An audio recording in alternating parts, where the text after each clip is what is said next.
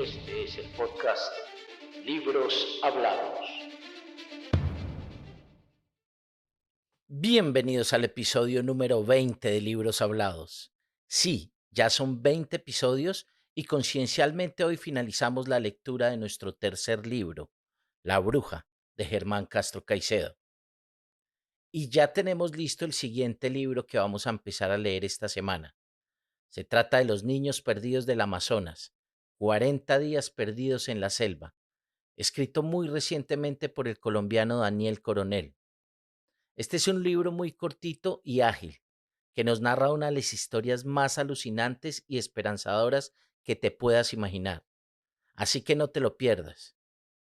Recuerda que este es un club de lectura y por eso son muy importantes tus aportaciones a esta comunidad, ya sea dando un like, opinando en las plataformas donde nos escuchas y sobre todo haciendo parte ya mismo de nuestro grupo en Facebook, Libros Hablados, Club de Lectura. Ahora un pequeño disclaimer. Recuerda que este no es un audiolibro, tampoco pretende serlo.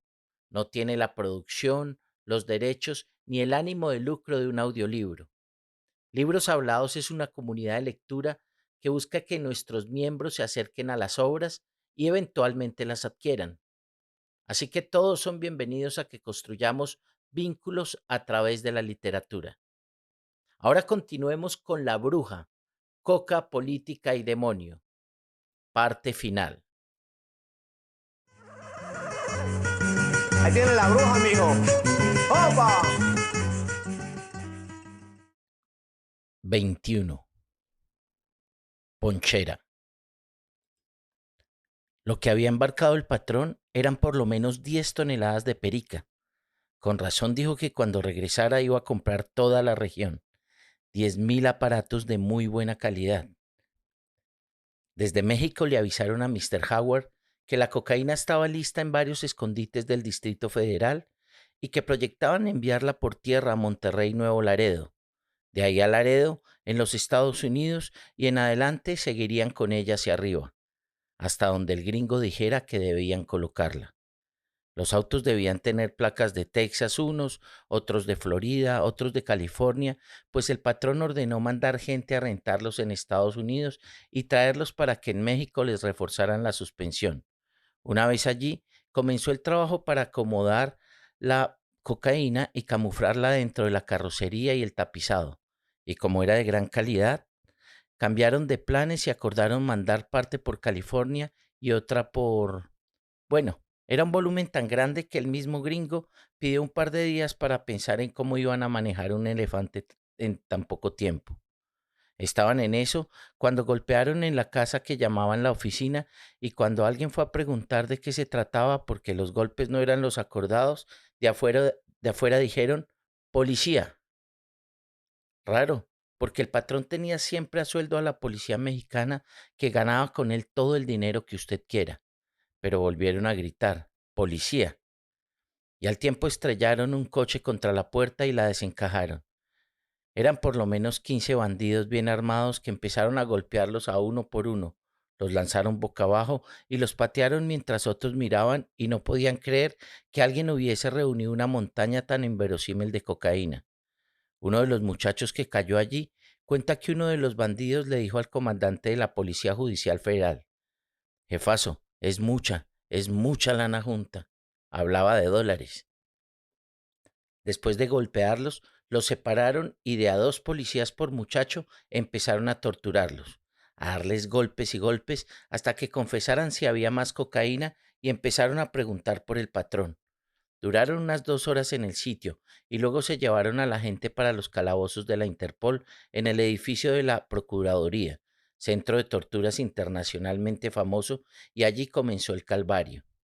Uno por uno, desnudo, atado con alambre, algunos con varillas dentro del ano y las varillas conectadas a líneas de electricidad.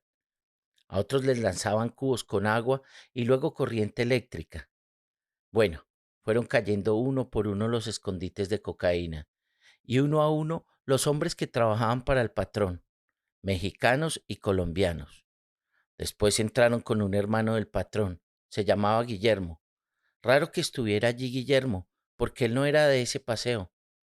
Guillermo tenía un sobrino desde hacía muchos años en California y había venido al bautizo, pero Guillermo no era traficante, no sabía nada del embarque, no tenía ni idea de aquel negocio. Guillermo y Jaime se veían muy de tarde en tarde, eran muy distanciados, rara esa captura.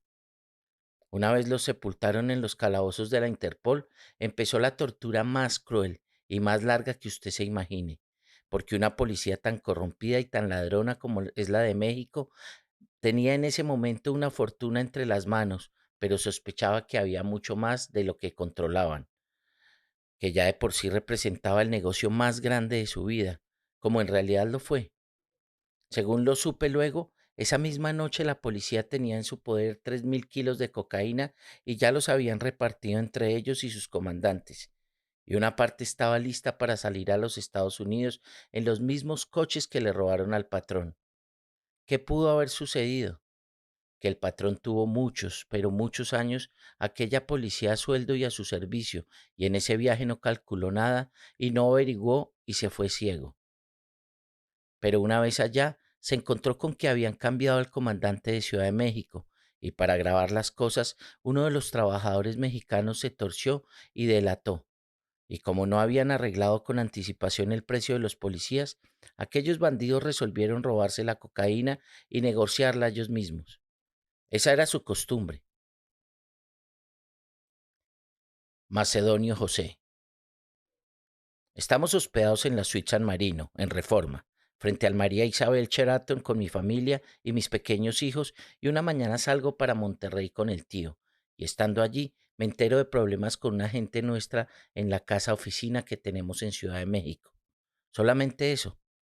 Se lo comento al tío y él pregunta más, pero le digo que es lo único que me han comunicado. No sé si se trata de una riña o de un robo o de una bronca de la ley. No sé absolutamente nada seguro en ese momento y solo unos días más tarde vengo a saberlo todo. Allí caen en manos de la policía algunos de nuestros trabajadores porque el tío tiene en el equipo a un mexicano que se llama Manuel Rincón Pérez. A este muchacho le damos 10.000 dólares para que rente en Estados Unidos varios coches para transportar la cosa, pero sucede que los ha comprado robados. Él ya tiene antecedentes y récord de robo de autos en los archivos de la policía mexicana. Entonces, una mañana, cuando él viene del estado de Guerrero, de Acapulco más exactamente, lo detiene la Policía Federal Judicial y parece que le sacan a brillar sus antecedentes penales para chantajearlo y luego lo aprietan un poco y este hombre se asusta y canta. Bueno, cabrón, ¿y a qué te dedicas? Pregunta un policía y él va soltando. Fíjese usted que yo ahora trabajo con una banda de narcotraficantes. ¿Una banda de qué? Le echan mano y él los lleva a la casa oficina y allí empieza la película. Ahí agarran a uno de los trabajadores importantes y a su esposa. Ahí agarran a otro señor del pueblo. Muchacho, el tío y yo estamos en Monterrey viendo unas haciendas que vamos a comprar en la Sierra Madre y al saber la noticia, una noticia confusa, él se viene adelante sin saber nada concreto y yo me quedo en Monterrey y por la noche le hablo por teléfono y cuando le hablo me dice, hijo, me robaron o el muchacho mexicano se fue con la perica. Ahí teníamos 80.000 dólares que se nos habían quedado en unas maletas y teníamos también 40 kilos de cocaína. Ese día escuché a mi tío preocupado y antes de colgar el teléfono me dijo, mijo, vente, ahí voy, ya, ahí voy. La verdad es que cuando el mexicano lleva a los policías a la casa oficina, hallan las maletas, el dinero y la coca. Apalean a la gente que encuentran adentro y luego se la llevan a los calabozos de Interpol y algunos policías se quedan allí escondidos esperándonos.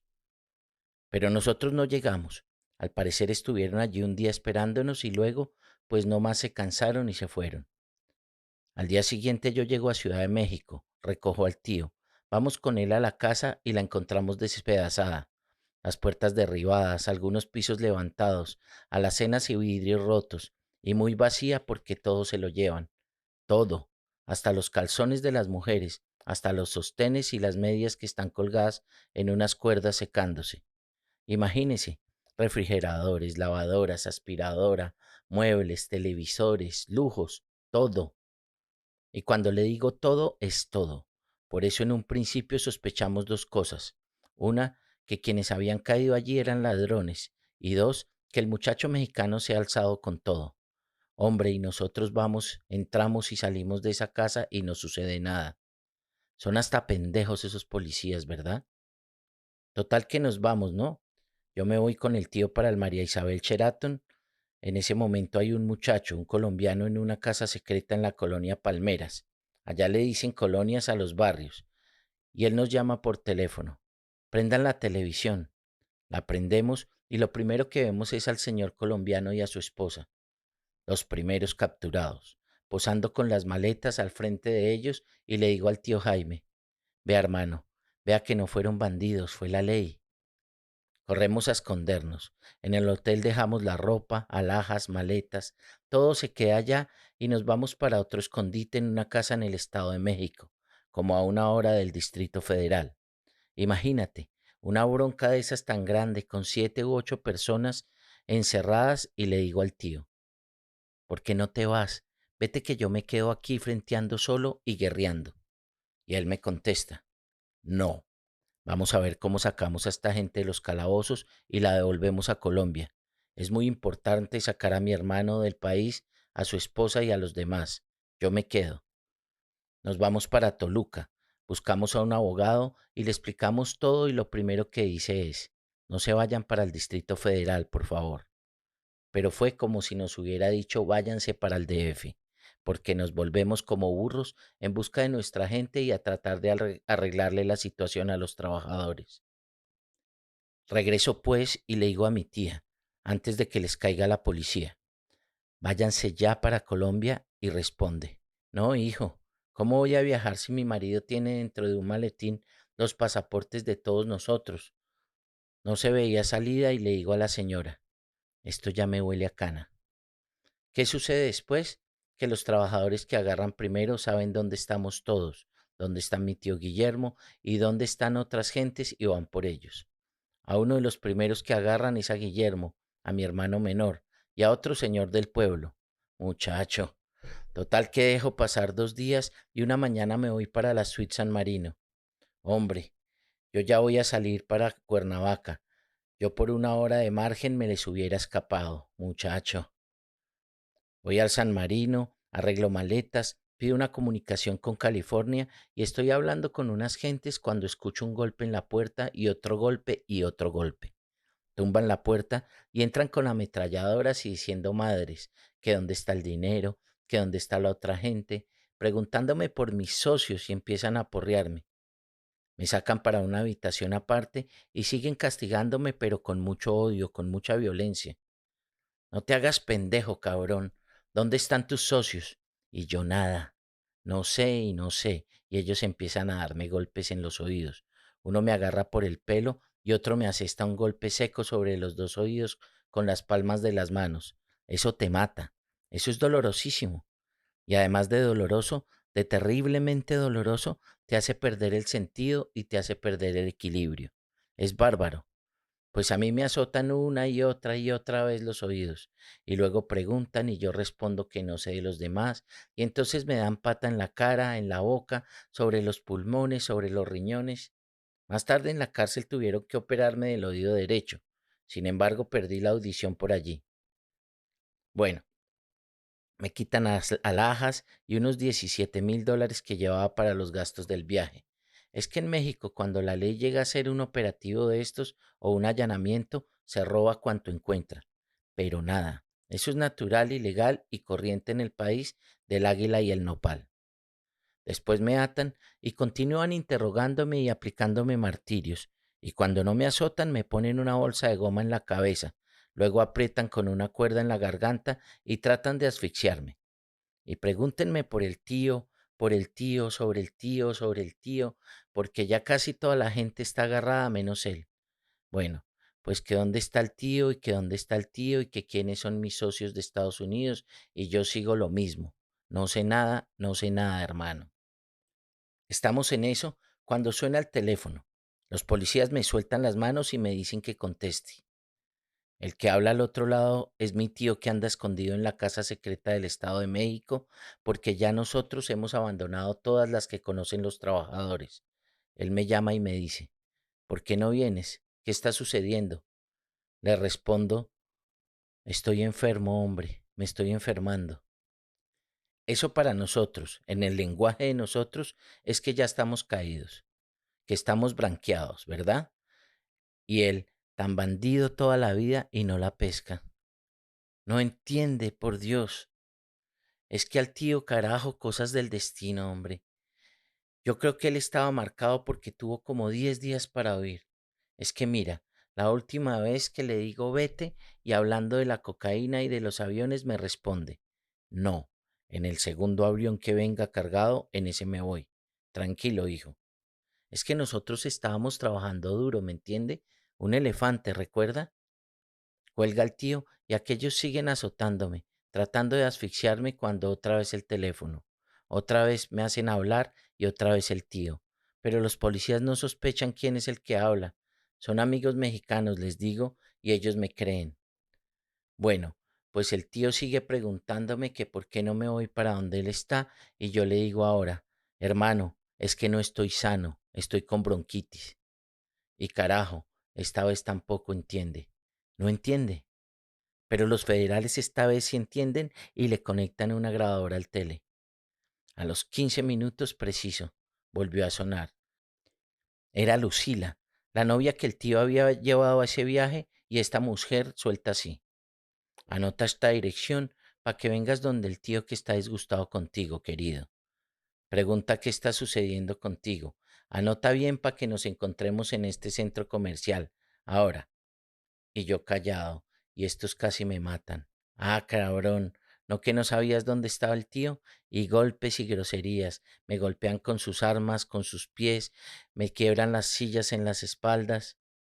La tal Lucila da la dirección, me sacan de allí, arrancamos y cuando llegamos allá lo primero que vemos es a la muchacha. Estaba esperándome. Dos de ellos se bajan del auto, le dan un par de golpes y ella los conduce a la casa donde se esconde el tío, pero no lo encontramos a él. Ahí hay 109 kilos de cocaína guardados.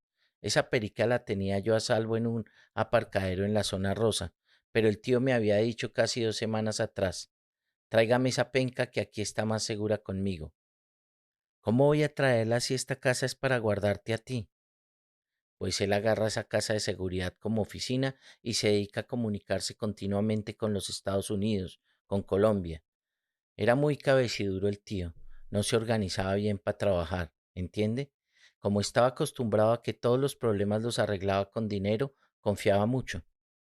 Bueno, pues nos llevan a aquel sitio y cuando llegamos veo a varios muchachos de los nuestros hablando con la ley porque se han convertido en dedos para señalarnos y cuando los policías entran, lo primero que encuentran es la cocaína debajo de una cama. Y estando allí llama el tío y le contesta al dueño de la casa, un señor León, que también estaba morado de golpes porque a él igual estaban torturándolo. Pasa el hombre, el tío lo saluda y pregunta por mí y León dice, aquí está. Pásemelo, dice el tío y me entregan el teléfono. ¿Cómo vamos? Le digo, y él contesta, estoy aquí en la glorieta esperándote. ¿Qué te sucede? La glorieta queda a 2 cuadras y como los teléfonos están interceptados, ahí mismo arrancan. Ellos traen fotos de él, pero sin embargo me llevan a mí, llevan a Lucila, la novia, a mi hermano menor y a otro muchacho llamado Manuel. Es que a él le tenían montado una perseguidora tremenda. Pobre tío, muchacho. Pues le echan mano y lo traen para la casa de seguridad. Y una vez allí, nos atan de pies y manos. A él lo lanzan al suelo y le dan una paliza. 6 policías azotándolo al tiempo. Lo azotan con las manos, lo azotan con los pies, con garrotes, con las culatas de las armas, con los cañones de las armas en la cabeza. Lo levantan luego y le dan en la boca el estómago, en el hígado, en el brazo y vuelven a lanzarlo. Y uno lo levanta nuevamente y lo sostiene así, como a esos sacos con arena que hay en los gimnasios de box. Y mientras aquel lo sostiene, los demás le dan con todo lo que tienen. Y a cada golpe va chispeándole la sangre de las cejas, de la boca, de los pómulos. Él grita, se queja, le pide que se detengan para negociar, pero los bandidos continúan. Cuando se cansa aquel que lo sostiene, lo deja desplomar nuevamente. Los demás brincan sobre él marcándolo con los tacones. Parecen bailarines de flamenco. Nos tienen allí mediodía. Quieren saber dónde hay más cocaína y más dólares. Y entre paliza y paliza, muchacho, la gente de Colombia llamando para hablar de negocios, de nuevos embarques, de cruces, ¿me entiende? Y de frente el tío le dice a uno y a otro, tengo unos problemas muy grandes, hermano. Ahora no puedo hacer nada. Lo dice de frente, y los bandidos se enfurecen y lo azotan más en la cabeza y el cuerpo y ahora los testículos. Duro, le dan muy duro, y el viejo aguanta como aguantan los hombres. Duran medio día machacándonos sin descansar. Y como nos quitan directorios con nombres y teléfonos y escuchan que la gente del negocio llama desde Colombia, entonces ya lo que piden es que llamemos nosotros y hagamos subir a México un avión lleno de cocaína para agarrarlo ellos y negociar la mercancía por su cuenta. Eso es lo que quieren y por eso azotan tan duro al tío. Pero el tío no vende a nadie, no quiere llamar a nadie a pedir uno o más aviones. Y mire una cosa, si el tío le hubiese dicho en aquel momento a alguien de la ciudad, envíame 3 aviones, se los envían. Seguro que sí, pero él se niega a hacerlo. En esa época trabajaban con aviones Aerocommander o Navajos y a eso se le acomodaban 800 aparatos, 1000 aparatos. No lo hace y le dan golpes hasta que ellos mismos se cansan. Entonces ya por la noche nos llevan para los calabozos de la Interpol. 22. Amanda. Alejandría es un pueblo distante y debíamos partir temprano por una carretera en el filo de abismos que cortaban las montañas. Madrugamos, pero nos dejó el autobús y tuvimos que tomar un taxi para alcanzarlo. Marta Cecilia dijo que rezáramos el rosario y luego la oración de los santos ángeles. Oramos durante todo el camino a pesar de mi asfixia. La cita allí era a las 11. Llegamos unos minutos antes. Marta Cecilia.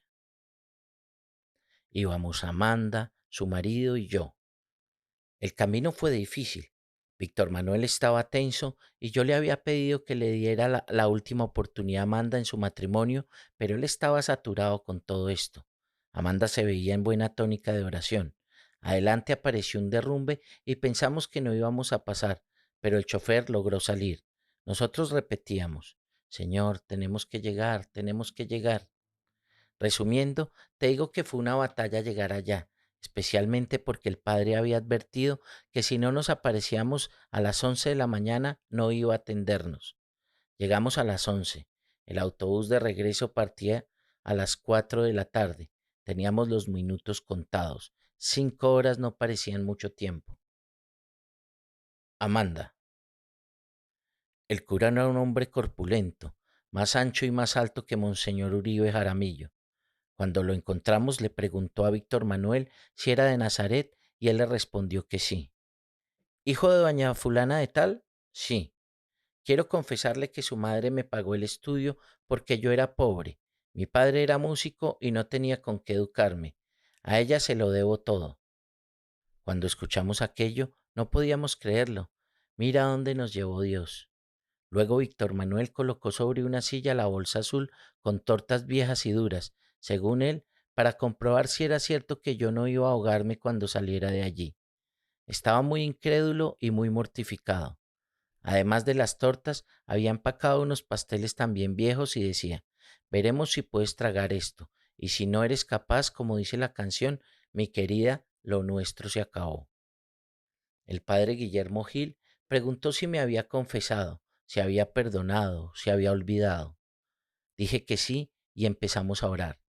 En ese momento sentía que notaba y por momentos dejaba de escuchar algunas palabras del padre que nos había hecho tomar asiento y le dijo a mi marido que debía orar con fe y que si no se creía capaz se saliera, porque lo que iba a suceder allí podría tener algún riesgo para él. Víctor Manuel preguntó de qué se trataba y el padre le explicó, de un exorcismo, autorizado expresamente por el obispo. Vamos a seguir una serie de fórmulas que están en el ritual romano. Es un rito largo en el que entran pasajes de la Sagrada Escritura, oraciones de intersección y después vamos a hacer el exorcismo que consiste en darle órdenes al maligno en el nombre del Padre, del Hijo y del Espíritu Santo para que salga de Amanda. Luego trajo agua bendita y la regó en todos los rincones. Sacó la imagen de la rosa mística, una patena, sal, los santos óleos y la Eucaristía. Colocó todo sobre una mesa, me puso un balde al lado y les recordó a ellos que debían orar, pero orar de verdad. Me colocó una correa que es el cinto de San Agustín y me dijo, cierre los ojos, no voy a hipnotizarla, yo simplemente voy a ponerla en la presencia del Señor. Él es quien va a exorcizar. Exorcista. Cuando le coloqué el cinto, ella gritó, esto me quema, y se lo quitó y lo lanzó lejos. Una manifestación que muestra cómo la persona sí tiene el mal y la reacción generalmente es inmediata y agresiva porque el cinto tiene un enorme poder.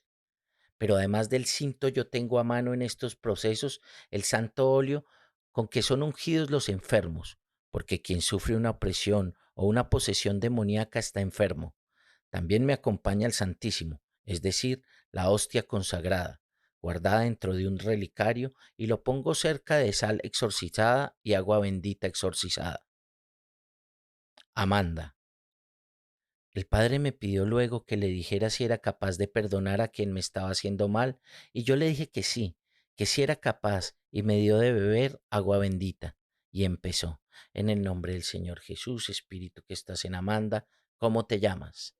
En ese momento empecé a hablar, pero no era mi voz, no era mi voz, era un ronquido. Marta Cecilia.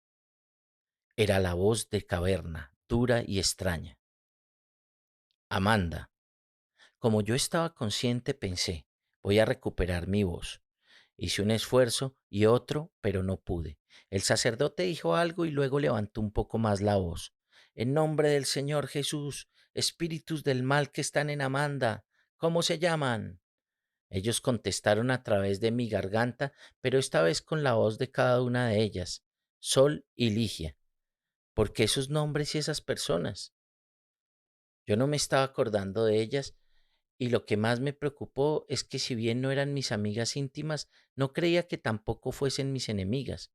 Cuando salieron esos nombres, recuerdo que traté una vez más de recuperar mi voz, pero me fue imposible. Hablaba con la voz de ellas. Yo tenía mis 5 sentidos. No había bebido licor, no estaba sedada, ni enyerbada, ni me habían hipnotizado. Exorcista. Llamé a los espíritus, primero a uno y después al otro, y ellos empezaron a dejar sentir su presencia a través de la garganta de Amanda, pero llenos de rebeldía.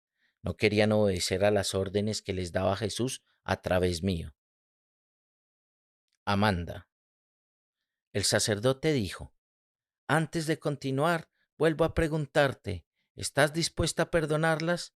Le dije que sí, pero esta vez hablé con mi propia voz y él dijo, vamos a orar por ellas. Rezamos un Padre Nuestro, yo con mi voz normal y luego, espíritus del mal, ¿qué le han hecho a Amanda? Sol respondió con su voz, yo no quería hacerle mal, pero Ligia me dijo que se lo hiciera y yo se lo he hecho. Ligia dijo luego, es que yo la odio, yo la detesto, quiero hacerle daño. Exorcista, en nombre de Jesucristo Nazareno, las ato, las venzo y les ordeno en su nombre decirme qué le han hecho a Amanda. La más rebelde dijo que tenía pacto con Satanás y que la habían enterrado en un cementerio y yo les di la orden de sacarla de allí. En esos procesos, con mucha frecuencia, el espíritu cuenta cómo hace el entierro, habla de muñecos, de cintas, de fotos, de prendas de vestir de las víctimas y a medida que va describiendo, por allí se orienta el proceso de liberación de la víctima. Amanda. Ligia era una abogada de mi universidad. ¿Qué le han hecho? Agregó el padre, y ellas respondieron. Fuimos a los campos de paz y la enterramos. Enterramos su nombre y enterramos un muñeco y lo fuimos atando con cintas y cada cinta está apretada y anudada. Son 9 cintas y 9 nudos. Ahora va en el 7, en el 9 tiene que morir. Con el nombre y con las cintas enterramos alfileres, trozos de velas de entierro, pétalos de flores de corona mortuoria, un puñal, el pico de un murciélago y una gota de mercurio. Esos nudos son para que quede sin voz, pero también va a perder al marido, va a perder la universidad, va a quedarse sin amigos, va a quedarse sin el poder político, va a volverse deforme y morirá paralizada. Marta Cecilia. ¿Cómo eran los nudos? Preguntó el padre, y ellas respondieron con su propia voz a través de Amanda. Rojo, verde, amarillo, negro, azul, marrón, morado, rosado, naranja. ¿Qué más han hecho? La detestamos, la odiamos, le hemos hecho daño. ¿Se arrepienten de eso? No. Las mando a los pies de la cruz, vayan a la cruz, arrodíllense a los pies del Redentor. Amanda.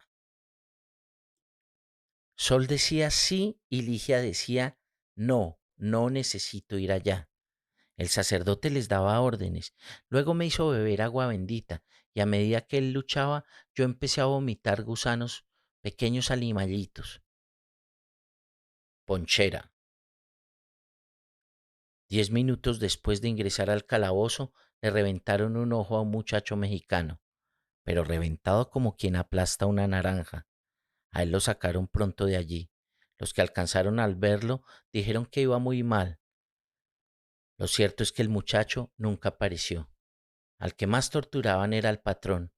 Más tarde a mí me contó don Guillermo, su hermano, que cuando los bandidos descansaban un segundo porque a mi Guillermo también estaban torturándolo, él alcanzaba a escuchar los lamentos del patrón. Guillermo, yo no tenía nada que ver con nada. Supe que Jaime se encontraba en México apenas la víspera por la noche, pero ni siquiera lo vi. Un amigo me dijo que estaba hospedado en el María Isabel y así era. Andábamos en dos paseos diferentes.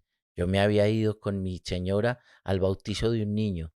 Esa tarde estaban en el Hotel Bistrol, en el cuarto número 9, charlando con dos amigos cuando sentí que llamaban a la puerta. Abrí y vi al frente a un grupo de hombres con pistolas y ametralladoras que se me lanzaron encima sin preguntar nada, sin que me diera nada, sin que yo hubiera tenido tiempo para abrir la boca. Somos de la Policía Judicial Federal, colombianos hijo de tu rechingada madre, dijo uno, y los demás irrumpieron repartiendo coces, puños, golpes con las culatas de las armas. Con los primeros golpes ya los tres estábamos escupiendo sangre. Hicieron una pausa, nos obligaron a sacar todas las pertenencias. Las sacamos y las pusimos sobre una cama y a mí me quitaron del bolsillo $1,700, todo lo que llevaba encima. Y luego, a base de golpes en los testículos, me hicieron decir que tenía en la cajilla de seguridad. Me colocaron una pistola en la espalda, bajamos a la primera planta y me hicieron sacar $4,000 que tenía ya guardados. Eso se los embolsilló uno al que le decían comandante. Más tarde vi que se los repartía con sus hombres. Discutieron por la repartición y después cuando se calmaron y contaron cada uno lo que había correspondido, volvieron a llevarme a la habitación. Allí nos dieron la paliza más terrible, alegando que no decíamos la verdad en cuanto al paradero de Jaime, y yo les decía que no, que era verdad, que Jaime estaba en el Hotel María Isabel, en la habitación 315. Eso lo repetí una vez y otra. Está en la 315. Yo no voy a negar que es hermano mío, él está allá. Una vez nos quitaron todo lo que llevábamos, anillos, dinero, hasta las plumas para escribir, nos amarraron, nos cubrieron las caras con las almohadas para producirnos asfixia, y cuando estábamos amoratados nos descubrían y nos azotaban la cara a patadas, nos las escupían y seguían preguntando dónde estaba Jaime y dónde estaba la cocaína. Yo no sabía nada. Luego supe que en ese mismo momento otros policías habían llegado a la suite San Marino donde estaba mi señora, un niño de 2 años que íbamos a bautizar, la nuera y mi sobrino. A todos ellos los tuvieron en una habitación secuestrados durante 6 días con sus noches, sin dejarlos ver la luz, humillándolos, asustándolos, despertándolos 5, 10, 15 veces en la noche y llevándolos al baño donde les mojaban la ropa bajo la ducha. Y allí, muertos de frío, los dejaban dormir y cuando los veían dormidos volvían a despertarlos. Y así noche tras noche, 6 días y 6 noches. A ellos les robaron todo, absolutamente todo. Los dejaron con lo que tenían puesto. Les robaron sus alhajas, sus pertenencias, el dinero que llevaban encima, algunas prendas de vestir, regalos que habían comprado, los pasaportes. Hombre, hasta un par de zapatos que estaban estrenando mi señora se los llevaron aquellos bandidos. Y encima de todo, les decían que en cuanto no apareciera el resto de la gente, no podrían salir de esa habitación. A los 6 días a ella, a la nuera y al niño les comunicaron que ya podían largarse para Colombia, un país de atracadores. Mi familia regresó con documentos provisionales porque hasta los pasaportes se los robaron las autoridades mexicanas. Bueno, después de que nos quitaron todo y nos golpearon durante unas 2 horas en el hotel, me bajaron a un auto y me dijeron, no te vas a mover porque si te mueves te matamos, y me trasladaron a los calabozos de la Interpol. Los calabozos de la Interpol quedan en la Procuraduría de México, encargada de velar por los derechos humanos. Bueno, allí me quitaron las alhajas que aún no me habían quitado y se las llevaron.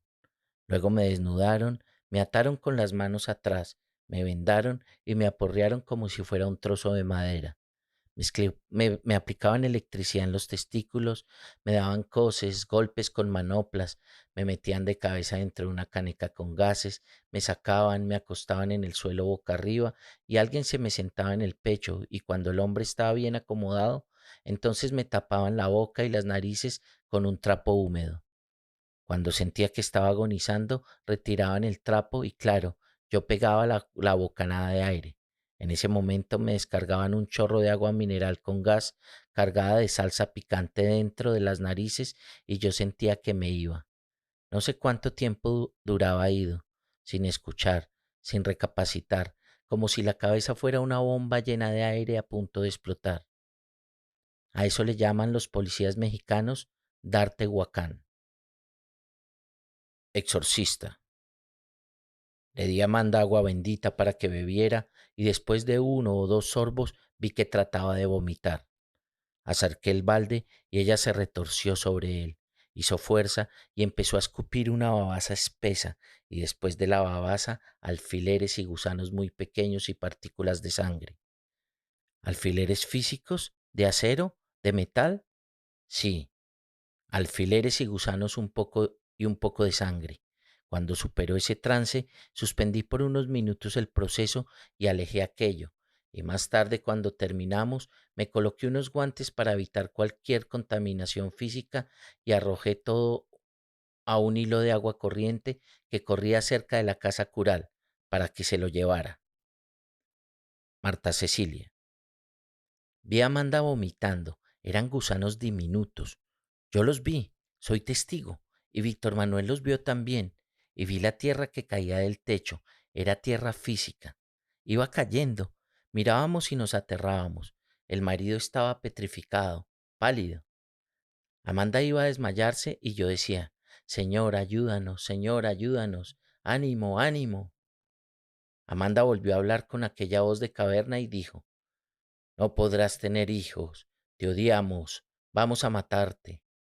Y luego con aquella misma voz, renuncia, renuncia a ese Dios maldito porque a quien tú necesitas es a nosotros. Renuncia a ese Dios inmundo, renuncia a ese Dios asqueroso. Y luego, ven a mí, ven a mí, ven a mí, aléjate de él, aléjate, no te agarres a él, nosotros te lo daremos todo. El padre interrumpió y preguntó, ¿cómo? ¿Nosotros? ¿Cuántos son? Y ellos respondieron, somos varios, somos muchos, muchos. El padre continuó, estoy frente a ¿cuántos? No me engañen, no me engañen. Somos muchos, tomamos posesión de todas las áreas de su vida. En oraciones anteriores, nosotros ya habíamos detectado que ella tenía dentro un espíritu burlón, y a ese espíritu burlón se le había exorcizado, pero sin embargo él se camuflaba. Se iba durante algunos días y volvía en determinados momentos, y aquí lo confesó cuando el padre les ordenó que le dieran sus nombres y ellos respondieron: espíritu burlón, espíritu de Gustavo, espíritu de Griselda, espíritu de enfermedad, de destrucción, de silencio, de locura, de miedo, de suicidio, de desesperación. Amanda. La lista era larga. Cuando terminaron de decirla, el padre me dio de beber más agua bendita y yo volví a arrojar gusanos y luego vomité alfileres. Los vi allá dentro del balde y los demás también los vieron. Pasó un tiempo y pude descansar. Los demás oraban. El sacerdote me preguntó si me sentía tranquila. Le dije que sí, que me sentía completamente tranquila, pero él insistió. ¿Tienes algo en tu mente? No. Entonces gritó. Mientes, a mí no me engañas, te estás guardando un nombre. ¿Quién eres tú? ¿Quién eres, maldito? En nombre del Señor Jesús, ¿quién eres? Marta Cecilia. Batalla intensa. El padre gritaba a todo pulmón, sudaba y agarraba a Amanda por el cabello, la sacudía con violencia, la soltaba, respiraba profundo un momento, luego se secaba el sudor y volvía a gritar. Hubo un instante en que los ojos de Amanda volvieron a parecerse a los de otro ser, unos ojos brillantes, enrojecidos, que pujaban por abandonar las cuencas. El sacerdote se dio cuenta y continuó dando órdenes a base de gritos. En nombre del Señor Jesús, te ordeno una vez más que me digas quién eres, maldito. ¿Crees que no podré contigo, maldito? Guillermo Builes. La tortura duró 4 días. Entraban al calabozo y yo no sabía cuántos eran. Calculo entre 4 y 6 cada vez, porque yo continuaba con los ojos vendados. Me aporreaban a toda hora, me llevaban a golpes de rincón a rincón, me decían palabras soeces y repetían que tenía que decir dónde estaba la cocaína. Yo no sabía de cocaína, yo iba a algo muy diferente, a un bautismo. ¿Dónde está el cabrón de tu hermano? En el Hotel María Isabel. Mientes, colombiano, hijo de tu chingada madre. Decían que yo era quien descargaba los aviones, que yo conocía Chiapas, que yo conocía Puebla. No era cierto, pero me dieron tantos golpes y me hicieron tantas torturas que yo dije que sí, y luego firmé un papel en blanco para que me dejaran en paz. Pero no me dejaron tranquilo. Continuaron martirizándome de día y de noche. Algunas veces me permitían hablar y yo preguntaba dónde estaban mis anillos, mi reloj, mis alhajas, pero cada vez que las reclamaba me contestaban que eso no se me había perdido y para que se me olvidara el asunto volvían a porrearme. Puños, coces, tábano eléctrico en las nalgas, en el pecho, en el ano, en los testículos. Me retorcían los testículos como exprimiendo un trapo. Me cogían los brazos y me los retorcían como exprimiendo una colcha. Luego me quitaban la venda de los ojos y salían. Y luego entraba uno que decía ser médico de la República de México, preguntando qué se me ofrecía, si me estaban tratando bien y cómo me llamaba. Como a los 2 o 3 días, no puedo recordar bien, agarraron a más y aquellos calabozos se llenaron con la gente de Jaime. A mi hermano lo llevaron allá un sábado como a las 3 de la tarde. De pronto él y yo podíamos hablar algunas palabritas porque yo estaba en la celda número 5 y él en la número 7. Yo de pronto, cuando me daban la oportunidad, sacaba la cabeza por las rejas y él hacía lo mismo y me decía: hermano, hermano, ¿están torturándote? No, a mí no me han tocado, respondía para consolarlo. A mí me están matando, van a matarme. Debes decir en Colombia que aquí mataron a un varón. Pídele a Dios que no te vaya a suceder nada, le respondí. Cuando escuché eso, pensé que a mí también iban a eliminarme, y entonces pensé matarme yo mismo antes de que me destrozaran a base de tormentos. Yo estaba desnudo, no tenía nada en la mano, miré hacia todos lados buscando algo con que eliminarme, y lo único que vi fue la bombilla que ardía sobre mi cabeza. Pensé, pues con esa me cortaré las venas. Llamé al guardia y le pedí un sorbo de agua. Lo trajeron, y cuando volví a sentirme solo, empecé a lanzarle chisguetes al bombillo hasta que se estalló y los vidrios saltaron al suelo. Pero al estallar sonó duro y ellos vinieron, me sacaron a patadas y golpes y ya afuera, mientras me golpeaban, uno de ellos dijo en mexicano: ¿Vos crees, hijo de tu chingada, que es que te vamos a dar el gusto de que te mates? Pues no, hijo de tu rechingada madre. Barrieron el calabozo y volvieron a vendarme los ojos y volvieron a encerrarme. Y a partir de ese sábado empecé a escuchar los gritos de Jaime pidiéndoles que no fueran a matarlo. Luego pasaban a mi celda y yo escuchaba que alguien decía en mexicano: Uso con lo que está pasando al resto de Uso con lo que le está pasando al resto de tus cabrones amigos. Si no cantas, hijo de tu rechingada madre, a ti también te vamos a tronar. En esos calabozos, día y noche se escuchaban los gritos de la gente. Aquel sábado nos torturaron toda la noche. La mañana del domingo cambiaron de turno y los nuevos llegaron a torturarnos hasta después del mediodía. Luego del mediodía asomé la cabeza y Jaime me preguntó qué había sabido y le dije que nada, que yo no había vuelto a saber nada. Pero nos hicieron entrar otra vez y se colaron a la celda de Jaime y continuaron con la tortura. No descansaban, no se detenían más de 20 minutos, y así llevábamos 4 días y 4 noches sin que se detuvieran. Aquello era un solo llanto y un solo quejido. Uno gritaba y los torturadores soltaban la carcajada, se reían, se reían. Otras veces se enfurecían y otras le decían a uno cosas morbosas, hablaban mucho de sexo, se excitaban torturando, algunos se masturbaban allí mismo. Por los sonidos descubrí que nuevamente a Jaime estaban cubriéndole la cabeza con una capucha de hule. A uno le metían la cabeza dentro de esas bolsas y la vez cubierta la aseguraban con una cuerda abajo, en el cuello, y empezaban a apretar, y uno empezaba a sentir que se asfixiaba. A mí me hicieron eso muchas veces y cada una quedaba medio muerto.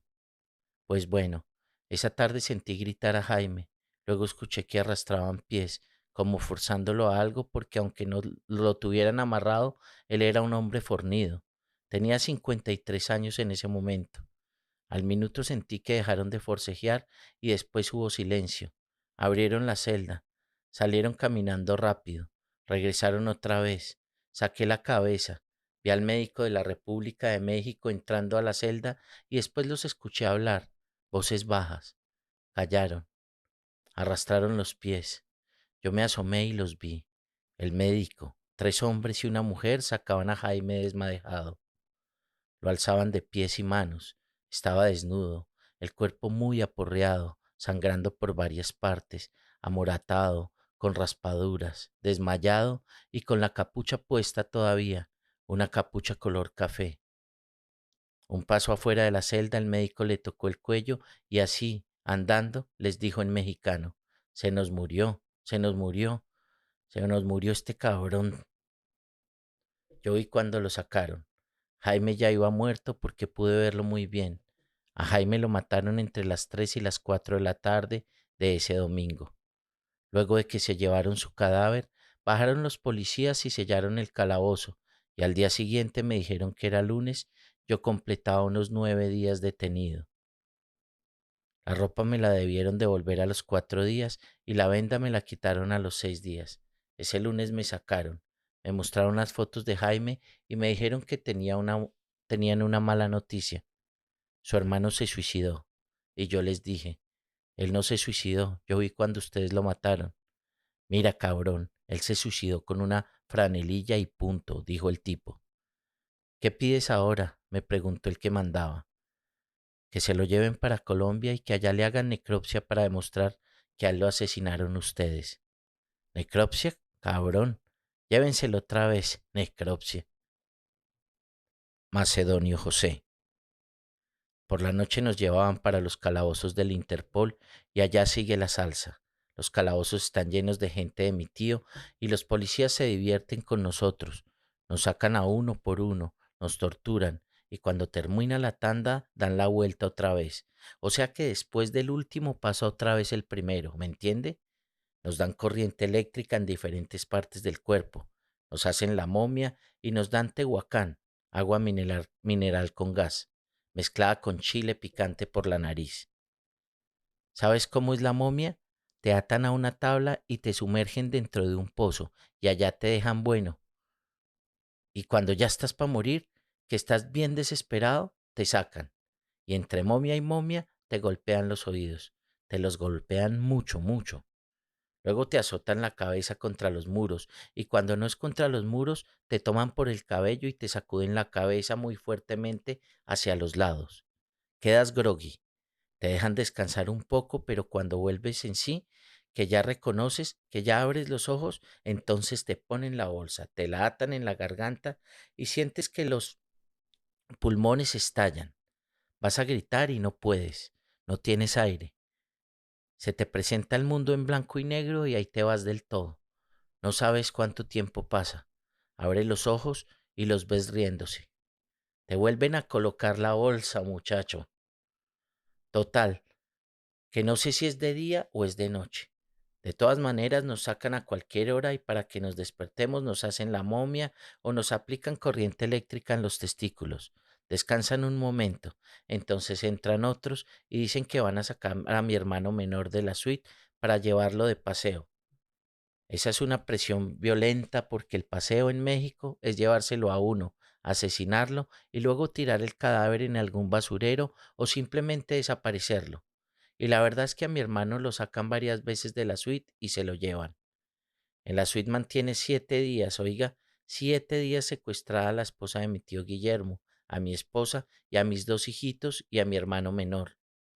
Algunas veces escucho que están azotando a mi tío Jaime y cuando él se les desmaya, vienen a la celda y me dicen, así vas a quedar tú, hijo de tu pinche madre, si no ayudas para que el tío pida el avión lleno de coca. Escucho al tío gritar, luego quejarse. Le dicen, colombiano gacho, tienes que entregarnos al resto de la gente y tienes que mandarnos un avión lleno de coca. Él no contesta y entonces deben hacerle algo muy doloroso porque pega un alarido. Bueno, sigue la felpa y sigue la felpa con ese oído tan tremendo y finalmente el pobre tío no aguanta más tormentos y se les muere. Y cuando se les muere, tremendo lío. No saben qué hacer. Dicen que se colgó, que se estranguló, que se suicidó. Inmediatamente se llevan el cadáver y ahí se detiene la tortura. Se calman. Pasan algunas horas y entonces sí nos trasladan a la cárcel. Ese es otro rollo aparte. Pero el tío muere como mueren los hombres, en la raya. No vendió a nadie, no traicionó a nadie, no entregó a nada. Pobre hombre. Y yo tantas veces que le dije, vete tío, que yo me quedo acá trabajando solo. Bueno, pues cuando matan al tío me dicen que liberan a la familia de su secuestro si yo firmo. Y yo les digo que firmo lo que quieran, pero que no más suelten a mi tía y a mi esposa y a mis hijos y a mi hermano, que yo me quedo adentro. Es que al final yo tengo que aflojar. Con tanta presión, al principio me decían, tú eres la mano derecha del tío, y yo no conozco a ningún tío. Pero ahora digo que sí, que soy su mano derecha, ante la presión y la tortura tan violentas. Entonces traen un mamotreto de papeles y yo firmo que sí, que soy la mano derecha del tío y que estamos traficando. Por eso me dejan caer encima 14 años y en la apelación me los bajan a 11. Mire usted, es que en México con torturas le sacan a uno lo que quieren. Allá no agarran al que comete el delito, sino que al primero que cruza por el lugar lo secuestran y luego lo hacen cantar que sí fue él. Adentro, en las cárceles mexicanas hay mucha, muchísima gente inocente y desgraciada por la policía. Guillermo Builes. Cuando regresé a Colombia, supe por mis familiares que el cadáver de Jaime regresó sin cerebro. En México los de la Interpol y los de la Policía Judicial Federal le sacaron el cerebro y lo mandaron con la cabeza hueca para que cuando llegara a su patria no pudieran hacerle una necropsia. A mí me dejaron libre unos 15 días después, pero nunca denuncié el crimen porque allá me dijeron que si hablaba ya sabía la suerte que iban a correr los que quedaban presos. Fernando Fernández. Yo vi el cadáver de Jaime cuando regresó a Colombia. Estaba desfigurado en algunas partes. Tenía vendada la cabeza. Los testículos se veían horriblemente inflamados y negros. El miembro era una sola masa. Las uñas de las manos y de los pies habían desaparecido de algunos dedos y las puntas de los dedos eran llagas que aún después de muertos supuraban, porque se las levantaron con agujas que hundían entre la uña y la carne hasta destrozarlo completamente, y luego lo dejaron así, sin curar. Y el resto del cuerpo estaba amoratado y con hinchazones, especialmente sobre las clavículas, al parecer se las quebraron, y al lado de las costillas. Las muñecas estaban inflamadas y cortadas con cortaduras profundas. Las narices se veían en carne viva por dentro y el lado izquierdo de la mandíbula era un balón. Jaime fue sepultado en una tumba prestada. Lo enterraron un sábado y según algunos de los asistentes, al sepelio fue un puñado de personas si lo comparábamos con la muchedumbre que asistía a sus fiestas. Marta Cecilia. El exorcismo de Amanda llevaba 3 horas sin detenerse. A las 2 de la tarde, la ropa del padre estaba empapada de sudor. Se veía fatigado, estaba agresivo. En 2 palabras, tenía una mezcla de rabia y devoción, algo muy raro. Y Amanda lanzaba fuego por los ojos y cerraba la boca. La apretaba con tanta fuerza que se mordió los labios y le salió una gota de sangre. Y el padre oró y luego oró en lenguas y volvió a orar y después la agarró nuevamente y la revolcó con furia. No te burles de mí, en nombre del Señor Jesús. ¿Tú quieres que te perdonemos? Quien contestó fue un demonio con la voz de quienes dijeron haber enterrado a Amanda. Yo soy Ligia, no me perdones, yo hice un pacto con Satanás, yo no necesito perdón, no, no, no. Luego habló la otra. Yo sí pido perdón, yo sí pido perdón, yo estoy haciendo esto porque Ligia me llevó. El padre volvió a orar y volvió a preguntar, ¿cuál es el nombre de quien está escondido? Amanda. En aquel instante yo tenía en la mente un nombre, Jesús, el de Jesús Posada, aquel que viajaba tanto para traerme como regalo cosas de brujería y a quien yo quise y quien me quiso, el de la erección de cohete y el temblor cuando me veía, ¿recuerdas? Pero yo no deseaba decir ese nombre por respeto a mi marido que estaba allí a mi lado. Transcurrieron algunos minutos, vomité más y de pronto solté. Jesús Posada. El padre volvió a ponerme el cordón de San Agustín en el cuello y me dijo, no vayas a ocultar nada, Jesús Posada. Y a él le dijo, espíritu inmundo, a mí no me engañarás. Luego gritó, espíritu de Jesús Posada, que quedas dentro de Amanda, ¿quién eres? La voz respondió, uno que le ayudó a ella, uno que le hacía trabajos a ella. Y el padre, en el nombre del Señor, sal de ahí, espíritu maldito.